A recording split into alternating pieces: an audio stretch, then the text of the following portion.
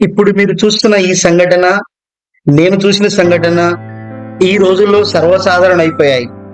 పరీక్షలు ముగిసిపోయాయని ఆనందంతో పుస్తకాలను ముక్కలు ముక్కలుగా చింపి రోడ్ల వైపు వెదజల్లుతూ ఉన్న నేటి తరం విద్యార్థులు. ఇది ఆనందమో, అరాచకమో, అజ్ఞానమో తెలియకుండా ఉంది వారికి. కాగితాన్ని కాలుతో తాకితే కళ్ళు పోతాయనే భయంతో కళ్ళకు అద్దుకునే ఆనాటి సంస్కృతి నుండి విహీనమైన, వికృతమైన ఈ శేష సంస్కృతి వైపుకి నేటి విద్యార్థులు పరుగులు పెడుతున్నారు. ఆ కాగితపు ముక్కల వెనుక తల్లిదండ్రుల చెమట చుక్కలు ఉన్నాయనే విషయాన్ని మర్చిపోతున్నారా? ఎదుటివాడికి ఏమైపోతే నాకేంటి అనే నిర్లక్ష్య ధోరణికి వచ్చేసారా? విజ్ఞానం ఎరిగిన వింత పశువులు మనం తయారు చేస్తున్నామా? ఈ పరిస్థితులకు కారణం ఎవరు? అతిగా గారాబం చేస్తున్న తల్లిదండ్రులదా?